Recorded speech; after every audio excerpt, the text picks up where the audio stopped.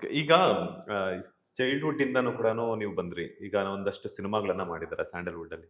Childhood ಇಂದ ಯಾವ ಒಂದು ನಟರ ಒಂದು ಅಭಿನಯವನ್ನ ನೋಡ್ಕೊಂಡ್ ಬೆಳ್ದಿದ್ರಿ ಅಂತ? ಯಾಕಂತಂದ್ರೆ ಅಫ್‌ಕೋರ್ಸ್ ಸಾಕಷ್ಟು ಜನ ಇದ್ದಾರೆ ನಮ್ಮ ಸ್ಯಾಂಡಲ್‌ವುಡ್ ಅಲ್ಲಿ. ಪರ್ಸನಲಿ ನಿಮ್ಗೆ ಯಾವ ನಟರ ಅಭಿನಯ ನಿಮ್ಗೆ ಕನೆಕ್ಟ್ ಆಗ್ತಿತ್ತು ಅಂತ? ದರ್ಶನ್ ಸರ್, ದರ್ಶನ್. ಸುದೀಪ್ ಸರ್, ಆಮೇಲೆ ರಾಜ್‌ಕುಮಾರ್ ಸರ್ ಅವರು ಯಾವಾಗಿದ್ರು, ಅವಾಗ ನಾವು ಇನ್ನೂ ಹುಟ್ಟೇ ಇರಲಿಲ್ಲ. ಬಟ್ ರವಿಚಂದ್ರನ್ ಸರ್, ಶಿವಣ್ಣ, ಹಾಗೆ ನಮ್ಮ ಕಾಶಿನಾಥ್, ಉಪೇಂದ್ರ ಸರ್, ಈ ಥರ ದಿಗ್ಗಜರ ದೊಡ್ಡ ದೊಡ್ಡ ದಿಗ್ಗಜರುಗಳನ್ನ ಅಂಬರೀಷ್ ಸರ್, ಥರ ಇವ್ರನ್ನೆಲ್ಲ ನೋಡ್ಕೊಂಡು ಬೆಳೆದಿ ಸರ್. ಓಕೆ.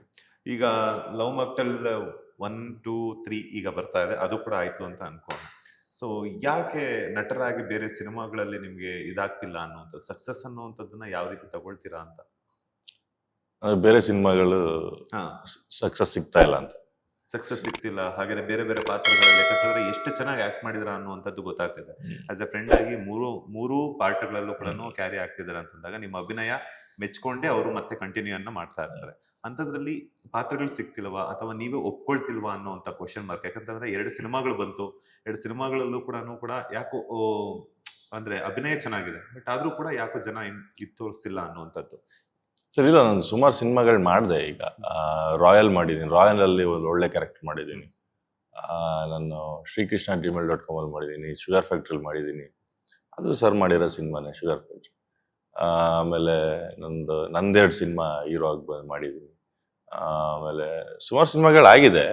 ಬಟ್ ಏನಂದ್ರೆ ಸರ್, ಅಂದ್ರೆ ನೀವು ಹೇಳ್ದಾಗೆ ಅದೇ ಸ್ಟೋರಿ, ಆ ಟೀಮ್ ಆಗಲಿ, ಆ ಟೈಮ್ಗೆ ಜನಗಳಿಗೆ ಏನು ಕೊಡಬೇಕು, ಏನು ಎತ್ತ, ಇದೆಲ್ಲ ಬ್ಯಾಲೆನ್ಸ್ಡ್ ಆಗಿ ಆ ಸಿನಿಮಾ ಗೆದ್ರೆ ನಾವು ಗೆದ್ದಂಗೆ ಅಲ್ವಾ? ಈಗ ನಾನು ಒಬ್ಬನಿಂದ ಸಿನಿಮಾ ಅಲ್ಲ ಇಡೀ ಟೀಮ್ ಇಂದ ಆ ಸಿನಿಮಾ ಗೆದ್ರೆ ನಾವು ಕೂಡ ಗೆಲ್ತೀವಿ. ಕಲಾವಿದ್ರು ಕೂಡ ಗುರುತಿಸ್ಕೊಂತಾರೆ. ಈ ಸಿನಿಮಾ ಮಾಡಿದ್ರು, ಇವ್ರು ಮಾಡಿದ್ರು, ಅದೇ ಲವ್ ಮಾಕ್ಟೆಲ್ ಮಾಡಿದವರು ಇಲ್ಲಿ ಮಾಡಿದ್ದಾರೆ, ಇದು ಸಿನಿಮಾ ಚೆನ್ನಾಗಿದೆ, ಇಲ್ಲಿ ಮಾಡಿದವರು ಇನ್ನೊಂದು ಸಿನಿಮಾ ಕರ್ಕೊಂತಾರೆ. ಸೊ ಆ ಥರನೇ ಬಿಲ್ಡ್ ಆಗ್ತಾ ಹೋಗುತ್ತೆ. ಬಟ್ ಅದೇ ಇನ್ನ ಮೇಲ್ಗೈ ಇನ್ನ ಸಿಕ್ಕಿಲ್ಲ. ಹೆಂಗ್ ಸಿಕ್ಕಿದ್ರೆ ನೀವು ಡಾರ್ಲಿಂಗ್ ಕೃಷ್ಣ ಅವರಿಗೆ ಅಂತ, ಅವ್ರ ಕಣ್ಣಿಗೆ ಹೆಂಗ್ ಬಿದ್ರಿ ಅಂತ? ನಾವು ಅದಕ್ಕೆ ಯಾರ್ದು ಮೂಲಕ ಹುಚ್ಚ 2 ಶೂಟಿಂಗ್ ನಡೀತಾ ಇರುತ್ತೆ, ಅಲ್ಲಿ ಹೋಗಿರ್ತೀನಿ. ಅಲ್ಲಿಂದ ಪರಿಚಯ ಆಗ್ತಾರೆ. ಸಮ ನಂಬರ್ ಸಿಕ್ಕಿರುತ್ತೆ. ಅವರು ವಾಟ್ಸಪ್ ಸ್ಟೇಟಸ್ ಹಾಕಿರ್ತಾರೆ, ಲವ್ ಮಾಕ್ಟೆಲ್ 1 ಶುರು ಮಾಡ್ಬೇಕಾದ್ರೆ, I am looking for A character for my new movie ಅಂತ ಹೇಳಿ. ಅವಾಗ ನಾನು ನಾಟಕಗಳು ಮಾಡ್ತಾ ಇರ್ತೀನಿ, ನಾಟಕಗಳು, ಮೈಮ್ ಶೋಸ್ ಎಲ್ಲ ಮಾಡ್ತಾ ಇರ್ತೀನಿ. ನಾನು ಅಣ್ಣಂಗೆ ಮೆಸೇಜ್ ಮಾಡಿ, ಅಣ್ಣ ನಾನು ಟ್ರೈ ಮಾಡ್ಬೋದು, ಒಂದು ಚಾನ್ಸ್ ಕೊಡಿ ಅಂತ ಹೇಳಿ ನನ್ನ ವಿಡಿಯೋಸ್ಗಳೆಲ್ಲ ಕಳಿಸ್ತೀನಿ, ನಾಟಕಗಳು, ಸಿನಿಮಾ ಶುರು ಮಾಡಿರೋರು. ಸೊ ಅಲ್ಲಿಂದ ಶುರುವಾಗಿ ಅವರು ಆಯ್ತು ಮೈಸೂರಿಗೆ ಬಂದಾಗ ನನ್ನ ಒಂದ್ಸತಿ ಕರೆದು ಲವ್ ಮಾಕ್ಟೆಲ್ದು ಏನೇನೊಂದು 2-3 ಸೀಕ್ವೆನ್ಸ್ಗಳನ್ನ ಆಕ್ಟ್ ಮಾಡಿಸ್ತಾರೆ. ಸೊ ಅಲ್ಲಿಗೆ ಓಕೆ ಆಗ್ಬೋದು, ಮಾಡ್ಬೋದು ಅಂತ ಹೇಳಿ ಸ್ವಲ್ಪ ಒಂದು 15 kg ಇಳಿಸ್ಬೇಕು, ಆಮೇಲೆ ಗಡ್ಡ ತೆಗಿಬೇಕು ಅಂತ ಹೇಳ್ತಾರೆ. ಓಕೆ ಡನ್ ಅಂತ ಹೇಳಿ ಅಲ್ಲಿಂದ ನನ್ನ ಜರ್ನಿ ಶುರು ಆಗುತ್ತೆ ಸರ್, ನಂದು ಕೃಷ್ಣ. ಅಂದ್ರೆ ಲವ್ ಮಾಕ್ಟೆಲ್ಗೆ ನೀವು ಸೆಲೆಕ್ಟ್ ಆಗ್ಬೇಕಾದ್ರೆ ಫುಲ್ ಚಬ್ಬಿ ಆಗಿದ್ರಿ? ಚಬ್ಬಿ ಅಲ್ಲ ಸರ್, ಬಿಲ್ಡ್ ಇದೆ, ಅಂದ್ರೆ ಬಾಡಿ ಹೆವಿ ಇದೆ. ಎಷ್ಟು ಕೆಜಿಸ್ ಇದ್ರಿ ಅವಾಗ? ನಾನೊಂದು 85 ಇದ್ದೆ. ಆಮೇಲೆ ಅದು 75 ಸಮಥಿಂಗ್ ಕಮ್ಮಿ ಇಳಿಸ್ತಾರೆ. ಓಕೆ. ಅಂದ್ರೆ ಒಂದು 10 kgs, 10 to 15 kg. So yes sir, workout ಅನ್ನುವಂಥದ್ದು ಒಬ್ಬ ನಟರಿಗೆ ಎಷ್ಟು ಇಂಪಾರ್ಟೆಂಟ್ ಆಗುತ್ತೆ ಅಂತ? ತುಂಬಾನೇ ಇಂಪಾರ್ಟೆಂಟ್ ಸರ್. ನಟ ಅನ್ನೋದಕ್ಕಿಂತ ಪ್ರತಿಯೊಬ್ಬರಿಗೂ ಅದು ತುಂಬಾನೇ ಇಂಪಾರ್ಟೆಂಟ್. ಯಾಕೆಂದ್ರೆ ನಾವಿದ್ರೇನೆ ಎಲ್ಲ ಸರ್. ಅಂದ್ರೆ ನಮ್ ದೇಹನ ನಾವು ಎಷ್ಟು ಚೆನ್ನಾಗಿ ನೋಡ್ಕೊಂತೀವಿ, 1 hour 2 hour ಅದಕ್ಕೋಸ್ಕರ ಡೆಡಿಕೇಟಿವ್ ಆಗಿ ಏನ್ ಕೆಲಸ ಮಾಡ್ತೀವಿ, ಅದು ತುಂಬಾ ಇಂಪಾರ್ಟೆಂಟ್ ಆಗುತ್ತೆ. ಅದಕ್ಕೆ ಅಂತಾನೆ 2 hour ಎತ್ತಿಟ್ಬಿಟ್ರೆ ಒಳ್ಳೇದು ಪ್ರತಿಯೊಬ್ಬರಿಗೂ. Health is more than god ಅಂತ.